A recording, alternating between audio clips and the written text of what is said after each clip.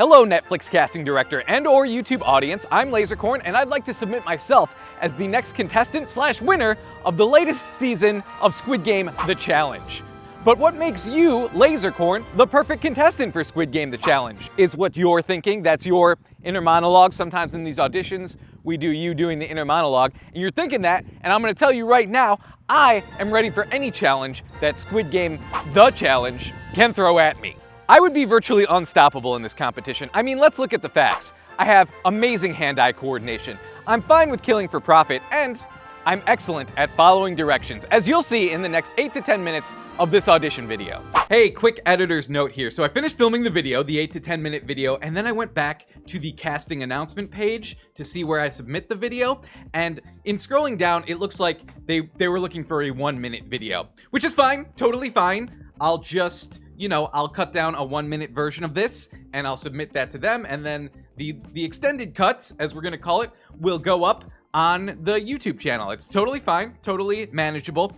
The thing I said before about how I'm great at following directions, I am, but you need to keep your directions all in one place. I need the directions clearly visible. If I have to scroll down to find additional directions, it makes it more difficult. I just wanted to throw that out there. Oh, and one other thing I wanted to point out, I did check this time before I shot the video that Netflix The Challenge Season 3 had not been canceled. That was a problem with my Wipeout audition video, but I learned from it, I corrected, and I'm certain that Season 3 of Squid Game The Challenge is actually going forward and not being canceled. So that much is good. That's good stuff. Learning, doing, making. All right, back into it. Let's begin with my incredible hand-eye coordination. Now, this is perfect for challenges like the Honeycomb Challenge, where you have to remove a section of cookie from a larger section of cookie without breaking or eating the cookie. I can do that easily. My hands have robot-like precision. Don't believe me? Just watch this first demonstration.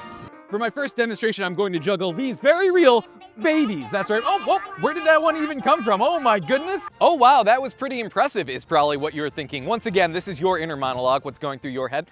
And it was very impressive, but I know it's gonna take more than some talent show shenanigans to win at Squid Game The Challenge. It gets dark in those dormitories. Real dark. Which is why I'm going to demonstrate my total dedication to winning these games, even at the cost of a human life. Ooh, shiny one.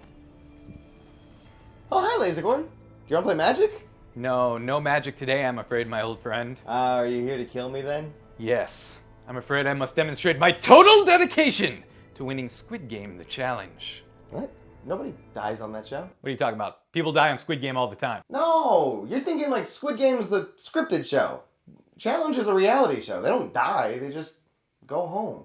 Oh yeah, that actually makes a lot of sense. I might have mixed up some elements from those two shows. I'm usually pretty blasted when I watch Netflix.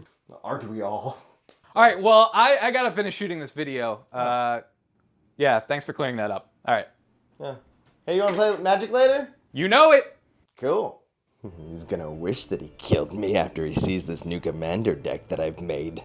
All right, so taking a human life might not be totally necessary for winning these games, but you know what is? Following directions. That's right. I've watched the game Red Light, Green Light. I know you need to listen and react and follow directions instantly. That's why I brought this Bop It here. Also, I got this thing off eBay for like $2, which shows I'm thrifty. Not necessarily a quality you would need in the games, but just something I wanted to point out. They're like 20 bucks if you get them at the store, but off eBay, $2, baby. We're gonna demonstrate how good I am at following directions. Here we go, starting it up. Bop it. Twist it. Pull it. Twist it. Send your name and social security number to bopit@notascam.com. Bop it.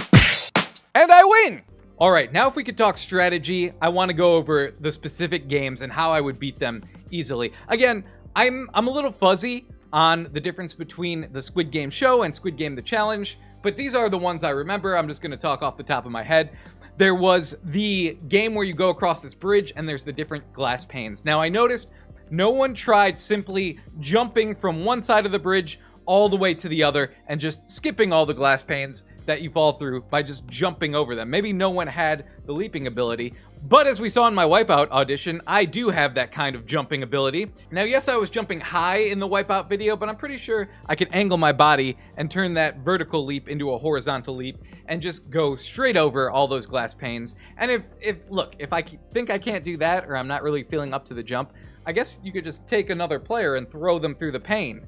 right? Or throw them onto the pane. And then if it holds, great. That guy gets to keep going forward. And if it breaks, obviously you know not to step on that one. I think that's a really good strategy and probably the one I would use. All right, let's talk about tug of war for a second. A lot of strategies happening in tug of war. You know, do you pull and hold steady? Do you move forward to make them all trip? But I noticed one strategy that wasn't tried was sea shanties. Now, sea shanties are great for if you're rowing. I played a lot of Assassin's Creed Black Flag, and I know they're very important, and they're great for rhythm. And I think if one of the teams were to utilize like a really catchy sea shanty, I don't have any memorized off the top of my head, but I think that could really be the key to success in a game like tug of war. And I like to think I have the type of voice where I could, belt out a sea shanty and kind of create an aura that would just set my team up for success if I was in the tug of war. Marbles, this one is really simple, and I don't think I saw anyone try this, but I mean, if you just hit a person with a karate chop, like right here, I think this is the nerve that makes your opponent give you all of their marbles. So yeah, just a quick one-shot karate chop, because the marbles thing you got to figure out between yourselves, right? And the way I would figure it out is with the old karate chop. You turn your hand into basically a dangerous weapon by just turning it sideways like this. And so I think I could really make that happen, and I think we could get those marbles pretty easily. So those are my keys to success on the specific games that I remember. Now, I'm sure they're going to use new games to keep things interesting, but I came up with this stuff just on the fly. This is all just off the top of my head. So I've got that kind of quick thinking that when I see the new game, I'll just, bam, come up with a new strategy, and I'll win that game. Easy peasy. So there you have it. Clearly, I have the skill, drive, and determination to win Squid Game, the challenge. Also, I got a notification on my phone saying my bank account has been completely drained. That bop it I got off eBay, it may have been tampered with. So let's get me out there and winning that money. Oh, and side note, if you wanted to get rid of the rule that says I can't kill anyone, that would really help me out. I just feel like it would make me a better competitor. But anyway, let me know. I'm around. Hit me up. I included my email in this, and I'm looking forward to hearing from you. Okay, bye-bye. Hey, one last editor's note before we end the video here. I'm also willing to accept the role of guy in the pink suit that just stands there menacingly. Because I kind of like those pink suits. Do you get to keep the suit after the game? I feel like I should get to keep it if I do accept that role. So competitor or pink suit guy who stands there menacingly, obviously very menacing. I mean, you wouldn't see my face, but I just have a menacing persona. So I'm down with that as well.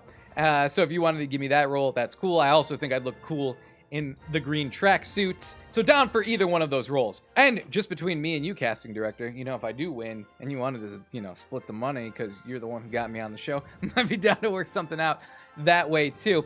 Anyway, that's about it. All right, let's go ahead and do the outro for the people watching on YouTube. I know I talked a little bit about that Wipeout video. If you hadn't seen it, go ahead and click over here. If you hadn't seen it, haha, Cena was supposed to be the host, but then the show got canceled. But anyway, my audition video is over here.